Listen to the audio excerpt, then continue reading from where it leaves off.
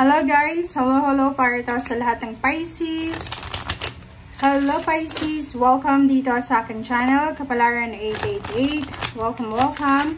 Alamin natin ang week 19, 2025. So, this is May 19 to 25, 2025. Reading, weekly tarot reading. So, I hope na makuha mo yung energy. This is general.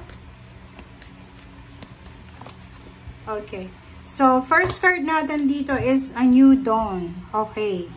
The worst is now behind you and positive new experiences are on the horizon. Okay. So, dito sinasabi ng baraha sa'yo na Pisces, isang bagong umaga ang magsisimula para sa'yo. This one is a wake-up call. This is new beginnings. This is Empress energy. Sinasabi ng baraha na kung ano man tong worst na nangyari sa'yo, that is behind you na. So, simula ngayong May 19 hanggang 25, magiging sobrang positive ang linggo na to para sa'yo. Okay? May naghihintay na positibo. Siguro, for the last few weeks, maybe 2 weeks, 3 weeks, 4 weeks, hindi naging maganda yung buhay mo kasi medyo naging negative, maraming negative na nangyari. But sinasabi na lahat ng negative, lahat ng worst ay wala na yan. Nasa past mo na yan, nasa likod mo na yan. And kailangan mong maging welcoming. Kailangan mong i-welcome itong positibong bagong experience na parating sa'yo. Okay. Thank you.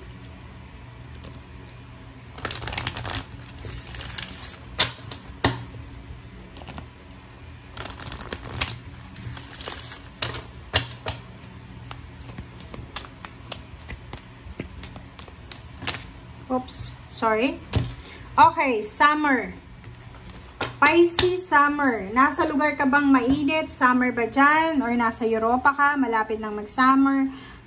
Dito sinasabi na everything that you're asking for becomes yours in the summertime. Wow. So, sinasabi sa'yo dito, Pisces, na kung ano man tong minamanifest mo, lahat daw ng ito ay posibleng isa-isa ito na papasok sa buhay mo ngayong summertime. So, kung nasa Europa, Amerika, or nasaan ka man na malamig na lugar, hintayin nyo yung summertime, hintayin nyo yung malamig, yung mainit na panahon, kasi pwedeng sa mainit na panahon na yon, doon mo mamamanifest or makukuha kung ano man yan na gusto mong mangyari sa buhay mo or gusto mong mamanifest sa buhay mo.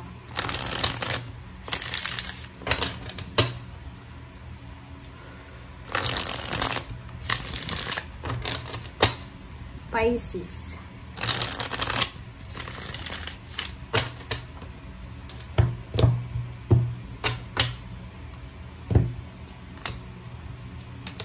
Okay, wow. So yun. These two cards ay related dito sa summer card mo. Ibig sabihin, Pisces, kinakailangan mo daw na maging mapasensya.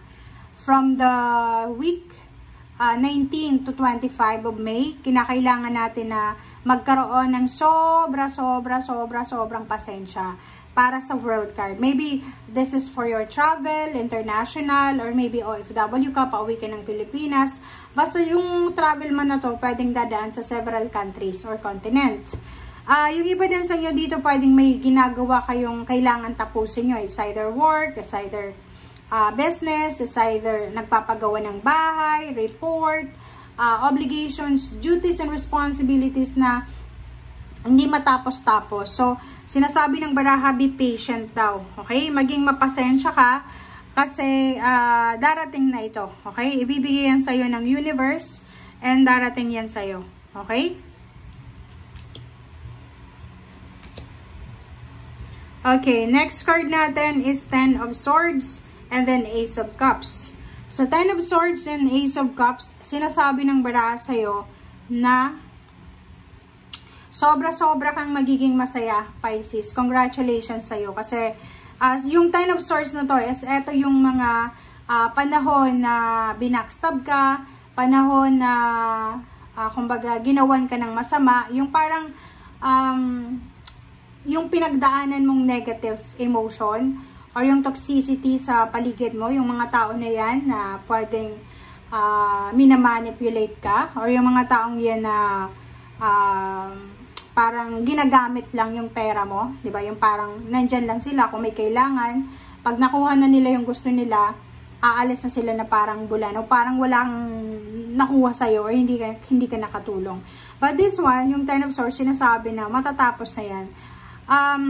Bago pumasok yung June 2025, sinasabi ng baraha sa'yo na yung mga sakit na nararamdaman mo, yung feeling betrayed, feeling, yung pain and heartaches na yan na naramdaman mo because of betrayal or because of kung ano man yan na naramdaman mo, sinasabi ng baraha na may kapalit yan na sobrang kaligayahan or kasayahan. So, magiging masaya ka, maybe because yung taong nakasakit sa'yo ay kinakarma. Maybe because masaya ka because yung taong gumawa sa'yo nito ay ibinabalik na ng universe sa kanya yung mga ginawa niyang kasamaan or kamalian, parang ganyan. Okay, so 5 of Cups, sinasabi ng baraha sa'yo dito, isang tao ang posibleng manghihinayang sa'yo, diba? Yun, ang pinakamagandang message na nakita ko sa lahat ng message is yung 5 of Cups na sinasabi na kung sino man itong nag-cause sa'yo ng 9 of Swords, ay siya ay manghihinayang. Manghihinayang siya. It's because kailangan kanya. Financially, pwedeng yung taong yan nakaasa sa'yo. Maraming tinulong ka sa kanya financial. It's because nawala na siya or wala nang kailangan siya sa'yo. Inetsapera ka na niya. So, pero darating ang araw. Okay? Mark my word. Darating ang araw, Pisces. Ang taong ito na nanakit sa'yo ay posibleng magsisisi siya. Kasi manghihinayang siya kung bakit niya ginawa yung pangtatrader sa'yo. So, be patient now. Let God, let it flow. Okay? Let go, let God, let it flow. Hayaan mo na ang karma ang gumawa niyan. Kasi unang-una hindi ka kakarmahin. Bakit? Ikaw yung tumulong. Pangalawa, ikaw yung trinidor. So, ano yung karma na darating sa'yo? Positive, diba? Sa kanya yung negative, sa'yo yung positive.